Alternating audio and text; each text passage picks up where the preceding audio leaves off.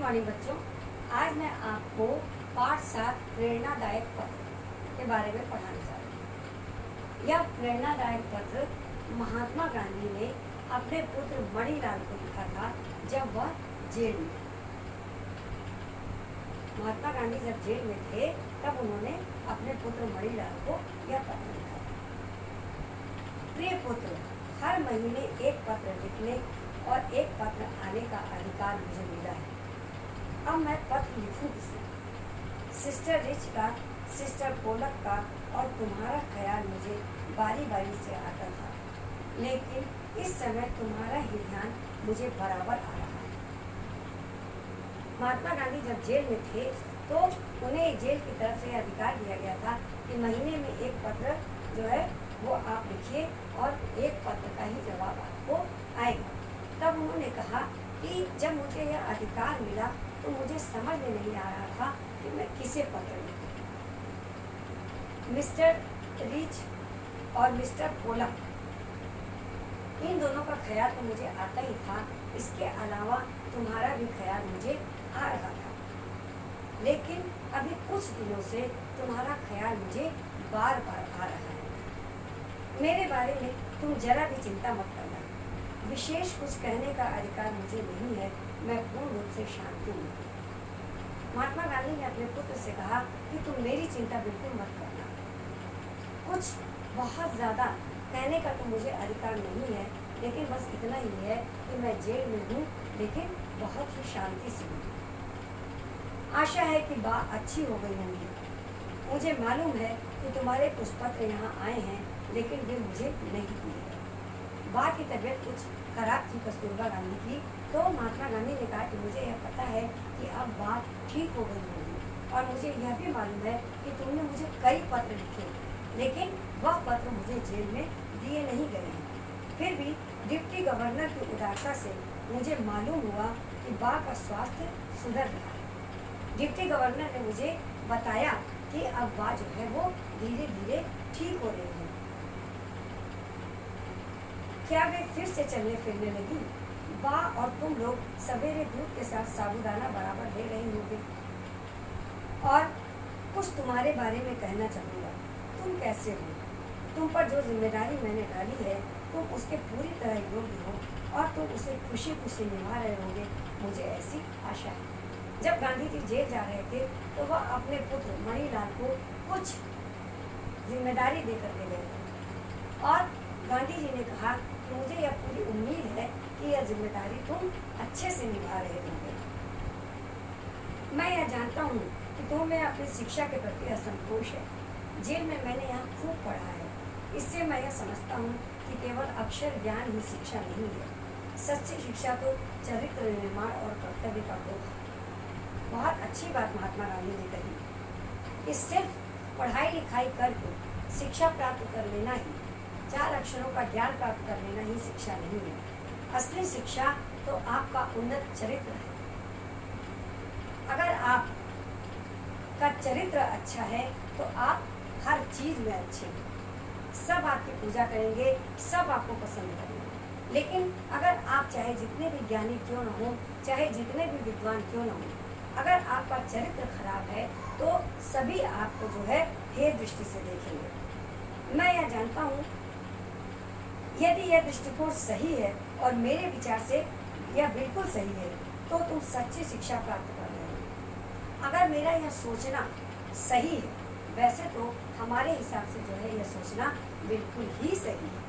इसलिए तुम अपनी शिक्षा को लेकर के अपने मन में किसी भी प्रकार की भावना पैदा ना करो, क्योंकि तुम जो है पूरे तरीके से शिक्षित हो, क्योंकि तुम्हारा चरित्र जो है वो अच्छा है। आजकल तुम्हें अपनी बीमार माँ की सेवा का अवसर मिला है। रामदास और देवदास को भी तुम संभाल रहे हो, ये उनके दूसरे पुत्र थे। यदि यह काम तुम अच्छी तरह और खुशी खुशी कर रहे हो तो तुम्हारी आधी शिक्षा इसी के द्वारा ही पूरी हो जाती है। महात्मा गांधी ने कहा कि मुझे पता है कि आजकल तुम माँ को भी संभाल रहे हो और साथ ही साथ अपने दोनों भाइयों को भी, तो यही तुम्हारी सच्ची शिक्षा है। एक बात मैं कहना चाहता हूँ कि आमोद प्रमोद एक निश्चित आयु तक ही शोभा देती है।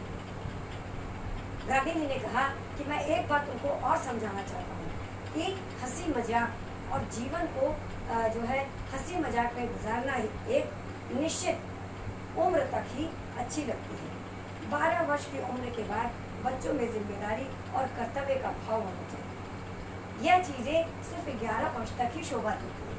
जब बच्चा 12 वर्ष का होने लगे तब उसे उसके अंदर जिम्मेदारी और उसके कर्तव्यों का ज्ञान हो जाना चाहिए।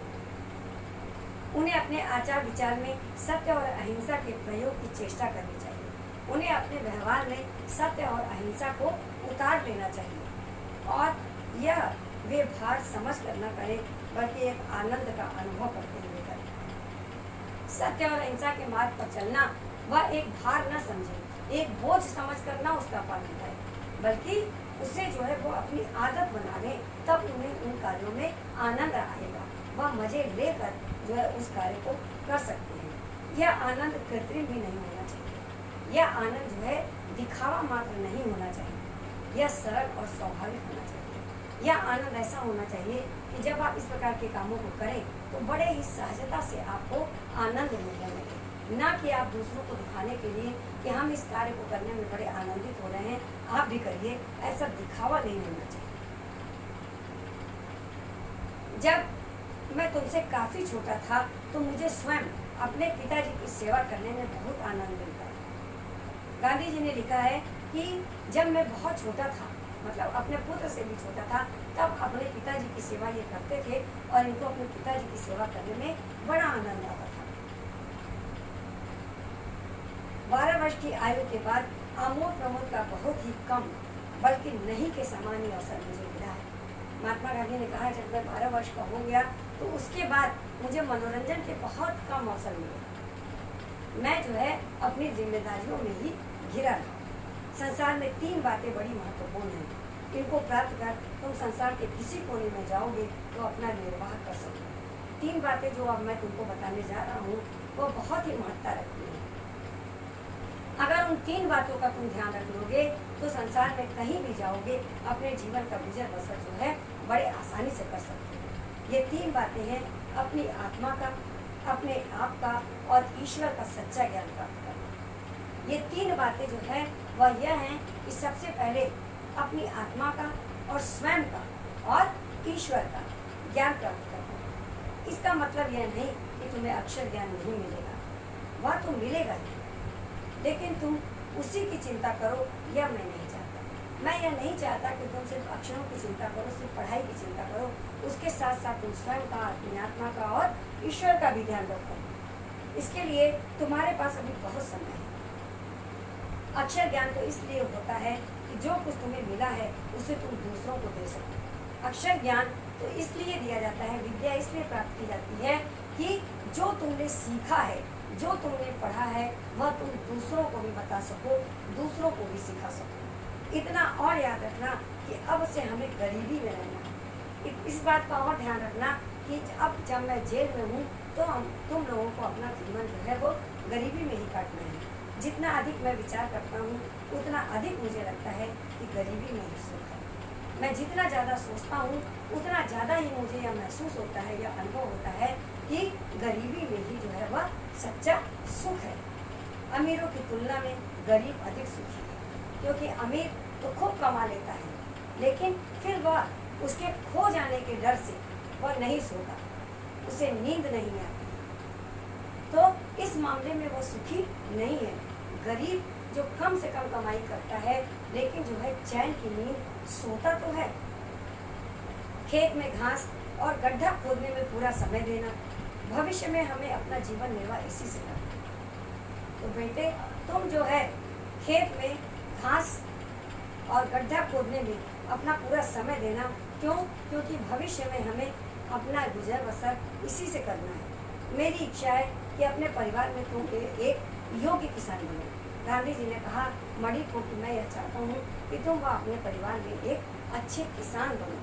सभी औजारों को सदा साफ और सुव्यवस्थित रखना।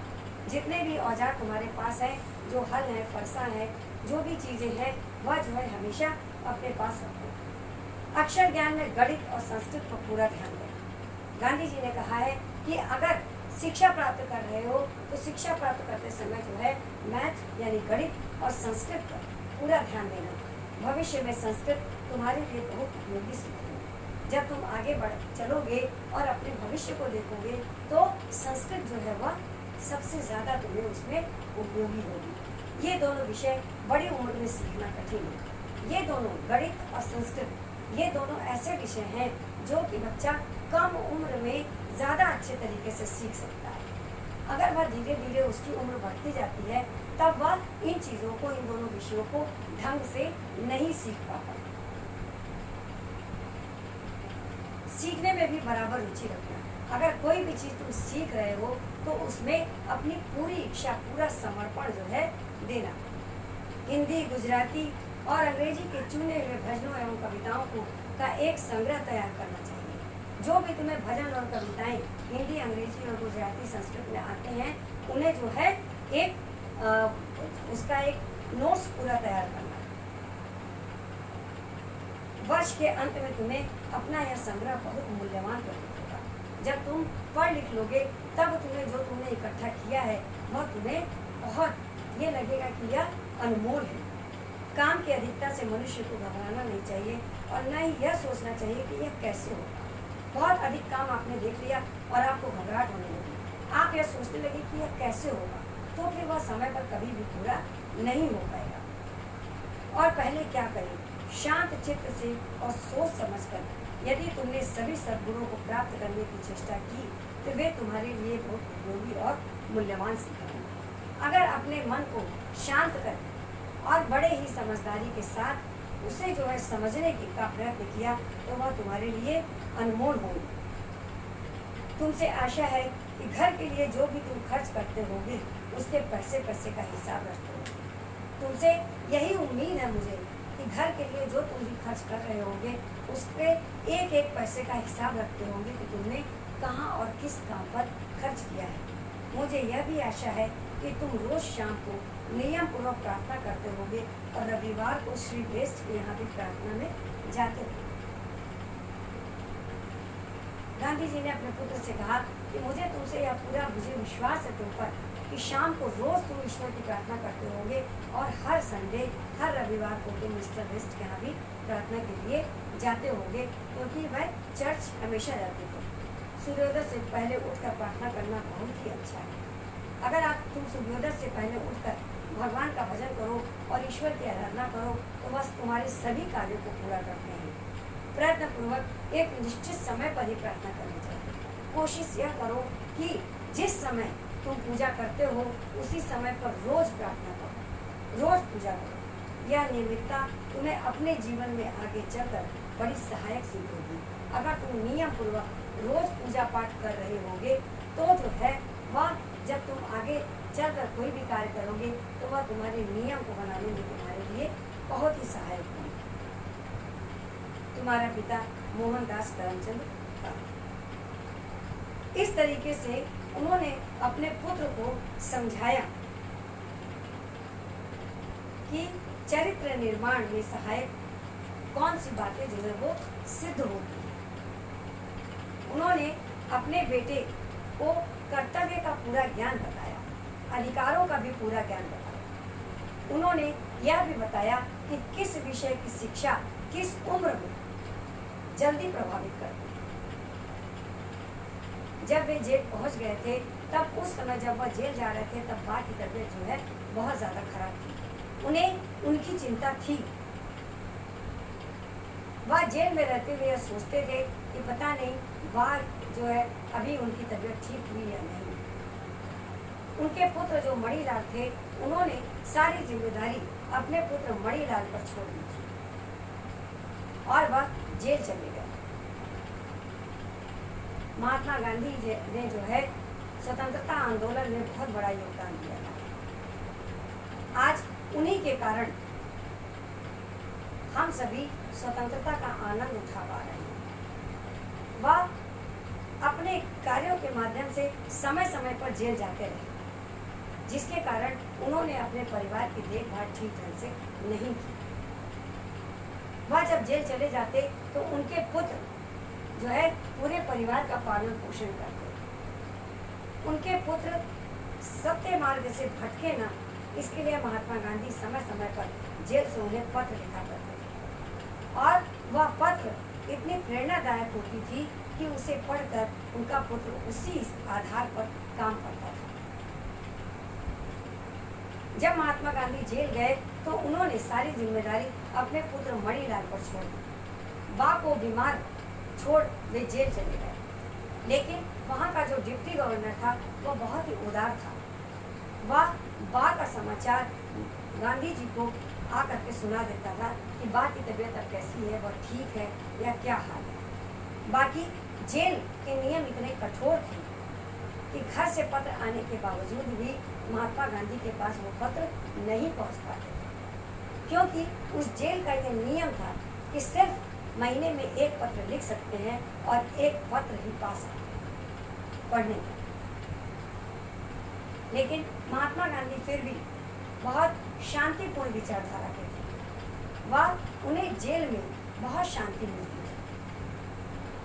वह जेल में रहते हुए कई रचनाएं महात्मा गांधी ने की।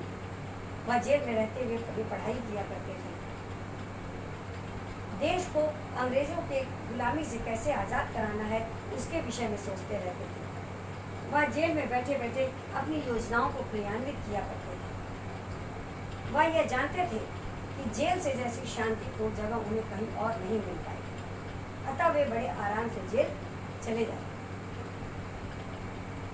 फिर भी उन्हें अपने घर परिवार की चिंता तो थी। उन्हें कहीं न कहीं यह भी भय था कि कहीं ऐसा न हो कि उनका पुत्र जो है वो गलत राह पर चला जाए। इसलिए वो समय समय पर अपने पुत्र को प्रेरणादायक पत्र लिखा करते थे।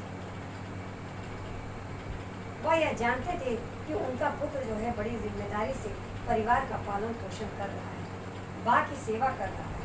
फिर भी उन्होंने अपने पुत्र को बताया कि 12 वर्ष तक ही आमोद प्रमोद का जीवन अच्छा लगता है। कुछ ऐसी उम्र होती है जब कि ये आमोद प्रमोद, ये मनोरंजन जो है वो शोभा देती है। कुछ उम्र ऐसे होते हैं जिनके पास जो है ये चीज़ें अच्छी नहीं लगती, सिर्फ जिम्मेदारियों का निर्वाह करना ही अच्छा लगता है। यह सब सुनकर उनके पुत्र को बड़ी खुशी होती थी जब वह यह पत्र पढ़ते थे और उसी आधार पर वह कार्य करते थे।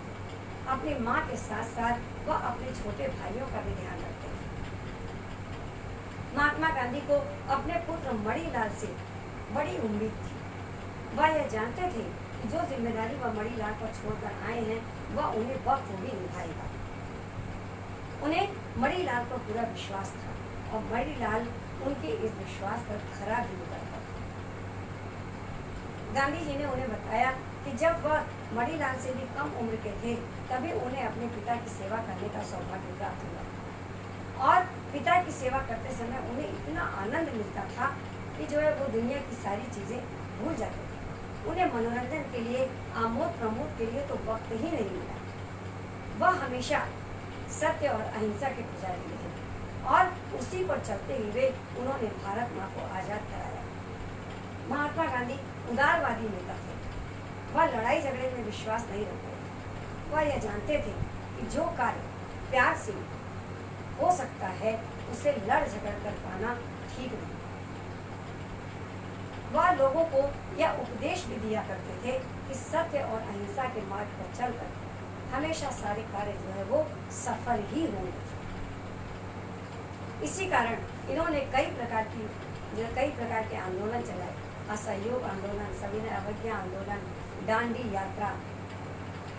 इनके यह सब आंदोलन जो है वो इतिहास में स्वर्णाक्षरों में अंकित है।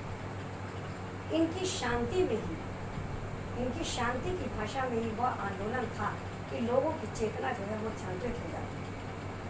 तभी गांधी जी के विषय में कहा गया है कि चल पड़े जिधर दो डगमग में, चल पड़े कोटि पगुसी हो, पड़ गई जिधर भी एक दृष्टि, गड़ गए कोटि दृष्टि हो। यानी कि गांधी जी के कदम जिधर बढ़ जाते थे, करोड़ों कदम उनके पीछे पीछे अपने आप चलने शुरू हो जाते थे। चल पड़े जिधर दो डगमग में, चल पड़े कोटि पगुसी हो, पड़ गई जिधर भी एक दृष्टि, गड़ गए कोटि दृष्टि हो। जिधर भी उनकी निगाह पहुंच जाती थी, अगर एक तरफ उनकी दृष्टि पड़ गई तो करोड़ों दृष्टियां जो है, करोड़ों निगाहें उस ओर पड़ जाती थी। ऐसा था इनका संचालन, ऐसा था इनका नेतृत्व। इनके प्रेरणा पत्र पढ़कर लोगों के भीतर की चेतना जो है वो पुनः जीवित